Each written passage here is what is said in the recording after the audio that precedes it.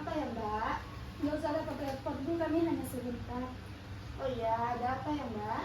Jadi begini Bu, kami dari mahasiswa Universitas Ahmad Yani Jakarta, Prodi Keperawatan. Jadi kami mendapatkan tugas untuk melakukan penyuluhan mengenai KB. Sebelumnya kami sudah melakukan penelitian dan juga melakukan riset, dan kami mendapatkan bahwa desa Siwarga sini sangat cocok untuk dijadikan sasaran penyuluhan KB ini, karena desa ini masih minim pengetahuannya mengenai KB, dan juga tingkat kelahiran di sini sangat tinggi Bu. Oh begitu ya Mbak. Iya, jadi begitu Ibu. Jika Ibu berkenan, kami akan melakukan penyuluhan di sini. Dan ini ada surat pengantar dari kampus Ibu. Oke, sebentar saya lihat dulu suratnya ya. Oh iya, saya setuju dengan programnya. Untuk waktunya kapan ya? Biar saya share di grup WA. Untuk waktunya kemungkinan hari Minggu Ibu, karena kita harapannya juga nanti yang Bapak bisa ikut juga. Karena kan untuk sasaran ini bukan hanya istri saja, tapi suami istri. Karena untuk KB itu kan perlu diskusi antara suami istri dan juga kesepakatan bersama. Seperti itu, tidak hanya sepihak. Baik, nanti akan saya share di grup WA ya. Untuk tempatnya nanti bisa di rumah saya sekitar jam 9 ya Mbak. Baik Bu, terima kasih. Kalau begitu kami pamit dulu ya Bu. Iya. Iya Bu, permisi.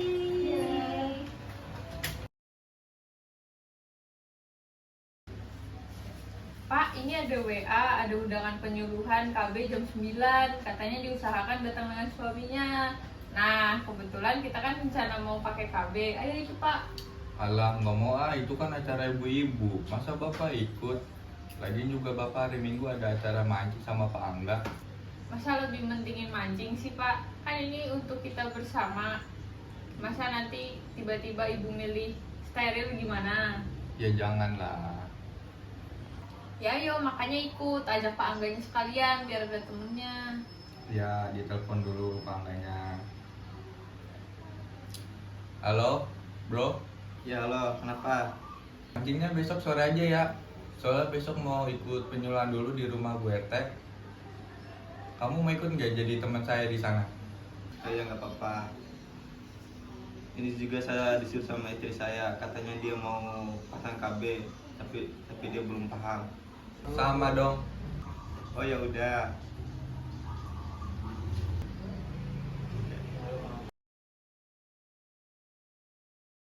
Sepertinya yang datang sudah mulai banyak ya, dan waktu sudah menunjukkan pukul 9.05, jadi kita mulai saja ya. Iya Pak. Assalamualaikum warahmatullahi wabarakatuh. Waalaikumsalam warahmatullahi wabarakatuh. Bagaimana kabarnya hari ini? Alhamdulillah baik. Baik Bapak dan Ibu sekalian, terima kasih telah datang ke acara penyuluhan kali ini. Sebelumnya perkenalkan, saya Maya Dindayani sebagai moderator dan teman saya Anika Widya sebagai pembawa materi pada penyuluhan hari ini. Sebelum saya memulai acara penyuluhan pada pagi hari ini, alangkah lebih baiknya kita memulai dengan berdoa sesuai dengan agama dan keyakinan masing-masing. Doa dimulai. Doa selesai. Baik, izinkan saya untuk membaca rangkaian acara pada pagi hari ini, yaitu 5 menit pertama untuk pembukaan, 30 menit untuk pemaparan materi, 10 menit untuk sesi tanya jawab, dan 5 menit terakhir untuk penutup. Langsung saja tanpa berlama-lama, waktu dan tempat saya persilakan untuk mengartikan. Baik, terima kasih Mbak Maya atas waktunya. Langsung saja kita masuk ke dalam materi pada siang hari ini. Sebelumnya, ibu di sini apakah ada yang tahu apa itu KB? Saya Mbak, KB itu yang keluarga berencana itu bukan sih yang slogannya itu 2 anak lebih baik? Iya, betul sekali Ibu. Terus juga KB itu kan banyak jenisnya. Apakah di sini ada yang sudah tahu apa saja jenis-jenis KB? Yang itu bukan sih yang pil, implan sama suntik. Iya sih, coba ngomong. Mbak, yang itu bukan sih Mbak, yang pil, implan sama steril. Nah, iya betul sekali ya Ibu. Tapi sebenarnya masih banyak lagi jenis-jenisnya. Nah, pada kesempatan kali ini kita akan bahas apa saja jenis-jenis dari KB tersebut. Nah, yang pertama, KB itu merupakan singkatan dari keluarga berencana. Nah, jadi tujuan utama dari KB itu adalah untuk meningkatkan derajat kesehatan ibu dan anak. KB juga sebagai alat kontrol tingkat kelahiran, dapat juga meningkatkan derajat kesehatan, meningkatkan kesehatan pada keluarga, pengontrol tingkat kelahiran di lingkungan seperti itu. Nah, selanjutnya kita akan bahas dari satu persatu ya Bapak Ibu. KB yang pertama ada KB kalender atau KB alami. Nah, KB ini biasanya bisa dilakukan dengan cara melihat siklus menstruasi ibu-ibu dan juga bisa mengontrol masa suburnya. Keunggulan dari KB ini antara lain adalah sangat mudah digunakan, praktis, tidak mempengaruhi hormon, tidak mempengaruhi siklus menstruasi. Akan tetapi kekurangannya adalah KB ini seringkali mengalami kegagalan. Nah, kemudian KB yang kedua adalah pil KB. Ini ibu udah pada nggak asing ya sama pil KB. Nah, pil KB ini ada dua jenis ibu. Yang pertama pil KB estrogen progesteron dan yang kedua pil KB progesteron. Nah, kalau KB ini harus dikonsumsi secara rutin, jangan sampai terlewat. Karena kalau misalkan terlewat nanti akan ada efek samping yang muncul seperti bercak-bercak darah dan juga kemungkinan terjadinya kehamilan. Untuk keunggulannya sendiri, KB ini sangat mudah digunakan karena kita hanya perlu minum ya, kita tidak perlu kontrol ke puskesmas secara rutin dan juga sangat praktis karena dia tidak mempengaruhi hormon. Akan tetapi ada efek sampingnya selain bercak darah, yaitu biasanya mengalami kenaikan berat badan dan juga siklus haid menjadi tidak lancar seperti itu. Nah, kemudian untuk yang ketiga itu ada kondom. Kondom ini ada dua jenis. Yang pertama kondom pria dan juga kondom wanita. Untuk pemakaiannya sangat mudah digunakan karena dia berfungsi untuk melindungi sel sperma agar tidak masuk ke dalam vagina dan juga sel telur tidak bertemu dengan sel sperma seperti itu. Untuk keunggulannya dia sangat mudah didapatkan dan juga harganya terjangkau ya ibu-ibu.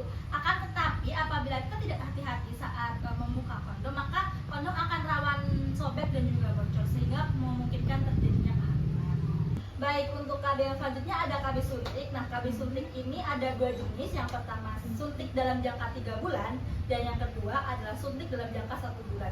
Untuk KB ini juga termasuk KB yang bagus karena dia sudah pasti terjamin ya tidak akan kebobolan. Akan tetapi dia memiliki efek samping, antara lain biasanya siklus haid tidak teratur, setelah itu pemulihan masa kesuburan yang lambat. Tetapi dia tidak mempengaruhi ASI dan juga bisa digunakan untuk segala usia. KB yang kelima itu ada KB implan. Dia dimasukkan di bawah kulit di bagian lengan kiri atas. Untuk jangka waktunya ini bisa 3-5 tahun ya ibu. Jadi tidak bolak-balik ke puskesmas atau kontrol seperti itu. Akan tetapi dia memiliki efek samping seperti menimbulkan nyeri saat haid, dia pemulihan kesuburan yang lambat, setelah itu nyeri, pusing, mual muntah seperti itu. Untuk KB yang ke-6 ini ada KB IUD ya. Jadi KB IUD ini biasanya dipasang di vagina ibu-ibu. Untuk bentuknya biasanya seperti huruf T, menyerupai huruf T, dipasang di rahim.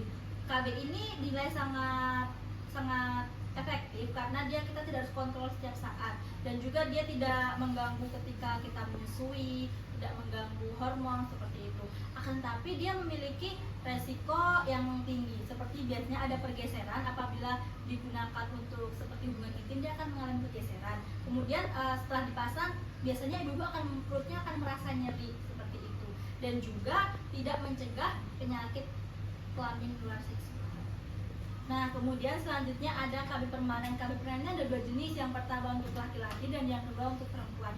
Untuk KB permanen yang laki-laki ini namanya vasektomi. Biasanya akan dilakukan pembedahan, kemudian saluran sperma pada alat kelamin bapak akan diikat sehingga nanti sperma tidak akan keluar seperti itu. Yang selanjutnya KB permanen pada perempuan yaitu tubektomi. Ini sama, yaitu dengan mengikat bagian tuba falopi yang mengarah ke sel telur. Jadi nanti sel sperma apabila masuk tidak akan bertemu dengan sel telur seperti itu.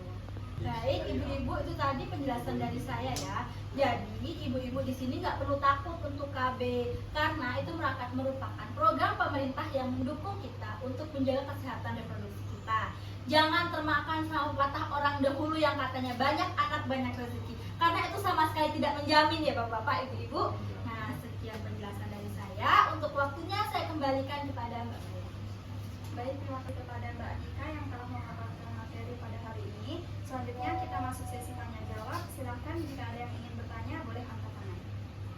Saya izin bertanya, saya kan sering gonta-ganti KB karena merasa tidak cocok. Pertanyaannya, apakah dampak jika sering gonta-ganti KB?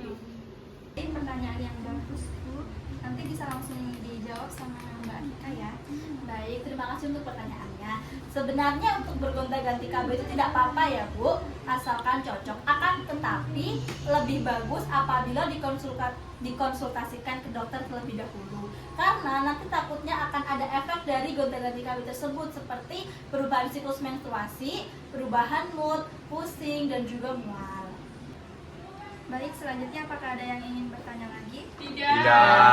Tidak ada pertanyaan lagi. Kami akan membagikan poster kepada ibu-ibu dan bapak-bapak untuk dibaca-baca di rumah. Sekian dari kami, kurang lebihnya mohon maaf. Wassalamualaikum warahmatullahi wabarakatuh. Waalaikumsalam.